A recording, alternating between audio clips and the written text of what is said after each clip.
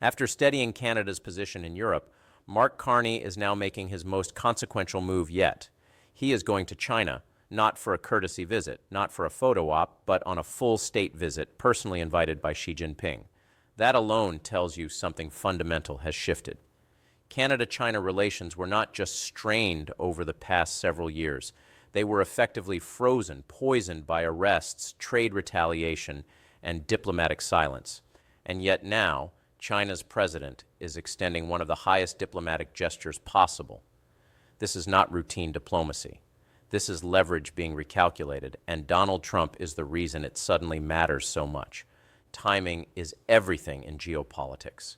Carney's China visit does not exist in isolation. It comes immediately after a high-stakes European tour where Canada worked closely with EU leaders and NATO partners at a moment of rising global anxiety. That anxiety was not abstract. Trump launched strikes in Venezuela, oversaw the capture of its president, and then openly threatened the annexation of Greenland, a NATO territory tied directly to Arctic security. Those actions shattered one of the last remaining assumptions many leaders were still clinging to, that Trump's words stop at words. They do not. And when a U.S. president demonstrates that borders, sovereignty, and force are negotiable, every serious country has to adapt quickly. Carney understands that. So it's a pretty high stakes visit.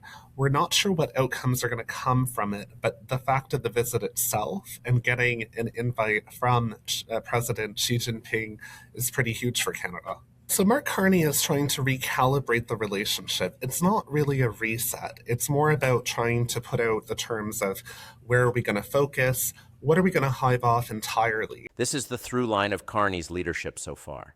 He is not pivoting away from allies. He is not choosing Europe over the United States or China over Europe. He is doing something far more dangerous for adversaries and far more stabilizing for Canada. He is building options. In Europe, Canada reinforced legitimacy and alliance. In China, Canada is reopening economic and diplomatic channels, not because all trust has magically returned, but because leverage has. A country with one trading partner can be threatened. A country with multiple pathways cannot. Trump understands that instinctively, which is exactly why this trip matters. State visits are not handed out casually. They are deliberate, hierarchical, and strategic. China did not invite Carney because Canada was weak.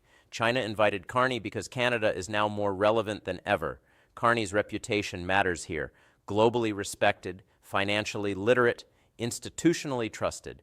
For Beijing, this is an opportunity to re-engage with a Western country that is not posturing, not shouting, not slamming doors.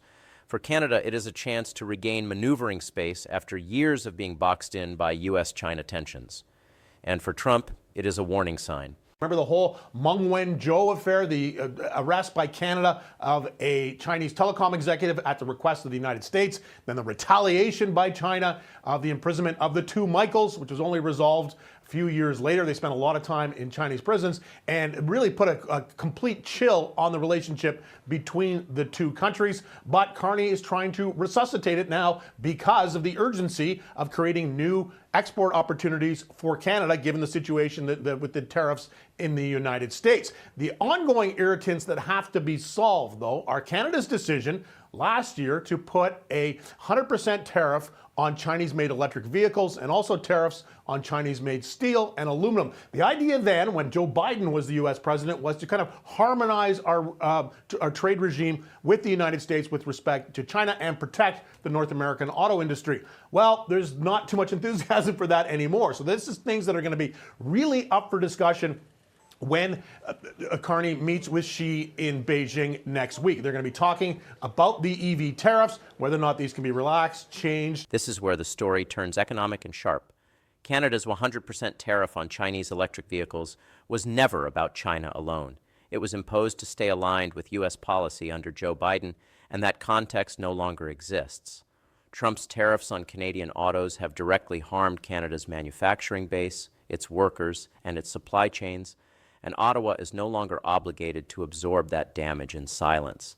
If Canada lifts or even partially eases EV tariffs and China lifts its retaliatory tariffs on Canadian canola, the consequences would be immediate and far-reaching. Canadian farmers win, Canadian automakers gain alternatives, Canada regains bargaining power, and Trump loses leverage. This is not theory. This is pressure politics. There is another layer to this visit that often gets underestimated: reliability. China does not just want volume, it wants stability. And in a world destabilized by Trump's gamble in Venezuela, reliable suppliers matter more than ever. Carney has already made this point elsewhere, and it carries enormous weight. Canadian oil is trusted. Canadian supply chains are regulated. Canadian exports come with predictability. Instability elsewhere does not weaken Canada's position. It strengthens it. As chaos increases, Canada's value rises. That reality gives Carney confidence, not arrogance, but calm leverage. So there is also the possibility that Carney not only attracts billions of dollars of investment from China, as he did when he visited the UAE, but also ends up securing China as a customer for Canadian oil.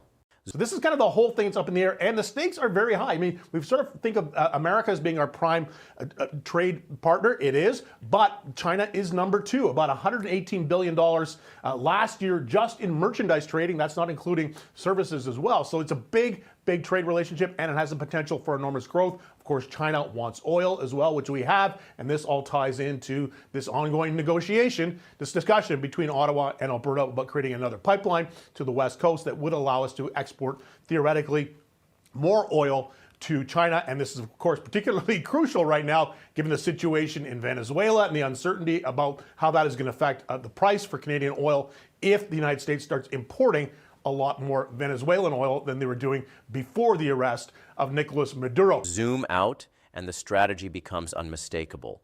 Europe reinforced Canada's legitimacy. China expands Canada's leverage. NATO anchors Canada's security. Together they form something Trump has always struggled against: collective pressure without confrontation. Carney is not trying to embarrass Trump, he is trying to make threats ineffective. Because when a country is deeply connected economically, diplomatically, and strategically, intimidation stops working. And that is the most dangerous position for someone like Trump to face. Put it all together, and the picture is clear. Trump's unpredictability is forcing the world to reorganize, and Canada is moving faster than most. After Europe, Carney ensured Canada was not isolated. With China, he ensures Canada is not dependent. This is not defiance for headlines, it is insurance. Because when annexation threats become casual and trade becomes a weapon, the countries that survive are the ones with options. And right now, Mark Carney has built Canada more options than it has had in years. That is why this visit matters. And that is why Trump is paying attention, whether he admits it or not. This is Canada Today. Thank you for watching, and don't forget to hit that subscribe button. And that is the real story behind this trip. This isn't about diplomacy for its own sake. It's about survival in a world where power is being used recklessly and alliances are being tested. While Trump shouts, threatens, and gambles with other people's economies, Mark Carney is quietly building a Canada that cannot be cornered, coerced, or cut off. Europe gave Canada standing. China gives Canada leverage. Together, they give Canada something it has not had in a long time: real strategic freedom. That is why this visit has Washington watching, Beijing calculating, and global markets paying attention. Canada is no longer reacting, it is moving. And in a world growing more dangerous by the day, that may be the most powerful move of all.